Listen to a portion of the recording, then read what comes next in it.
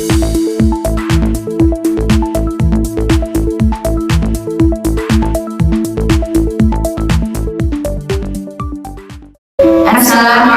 warahmatullahi wabarakatuh.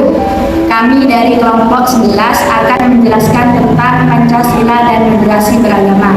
Perkenalkan, nama saya Dewi Laila Fadila, NIM 2241010101012. Saya Ferry Agustin Megawulan dari NIM 2241010101010. Saya Widianti, NIM 2241010100008.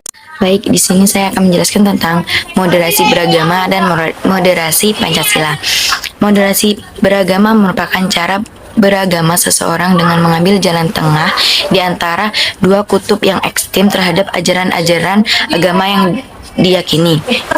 Sedangkan moderasi Pancasila adalah mengambil sikap dalam menjalani kehidupan bernegara dengan berlandaskan nilai-nilai Pancasila sesuai dengan keadaan masyarakat. Keadaan masyarakat yang relatif majemuk, diperlukan adanya suatu interpretasi cara pandang yang berorientasi kepada keselarasan pemahaman hidup beragama dan Pancasila. Sebuah pemahaman yang dapat mengantarkan menjadi satu kesatuan yang utuh untuk demi kemaslahatan sebagai bentuk rahmatan lil alamin. Penerimaan dan pengalaman nilai Pancasila merupakan upaya umat beragama untuk menjalankan perintah agama dalam kehidupan sehari-hari.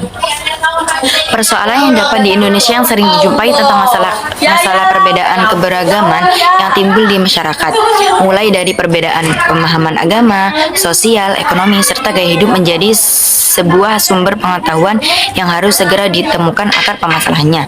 Bila dilihat dari berbagai aspek keberagaman, seharusnya dapat melahirkan pandangan yang lebih luas dan terbuka untuk menelaah hal tersebut.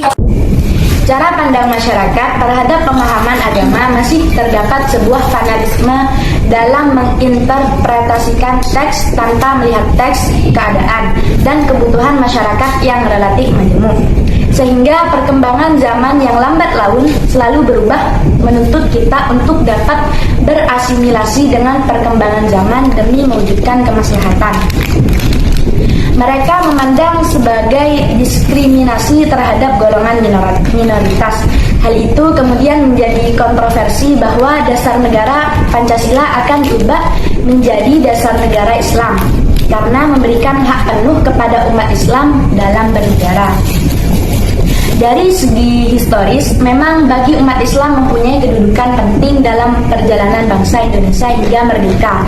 Maka tidak heran bila Piagam Jakarta dan pembukaan UUD 1945 berisikan tentang kewajiban menjalankan syariat Islam. Pancasila sebagai dasar dan falsafah negara Republik Indonesia bukanlah agama, tidak dapat menggantikan agama dan tidak dapat dipergunakan untuk menggantikan kedudukan agama. Pentingnya mempunyai sikap kearifan lokal dan ilmu pengetahuan yang mendasar serta komitmen yang tinggi dalam memahami teks dan konteks persoalan umat merupakan sebuah upaya untuk membangun sebuah peradaban sosial oleh paham yang sempit dan cenderung menyalahkan paham kelompok lain.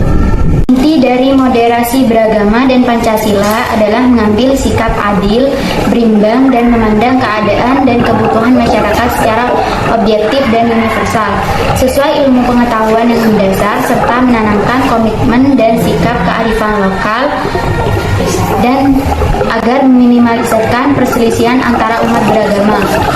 Dengan adanya kemajemukan di Indonesia berarti membutuhkan suatu landasan yang bisa menyatukan berbagai keragaman, yaitu dengan memadukan pemahaman agama.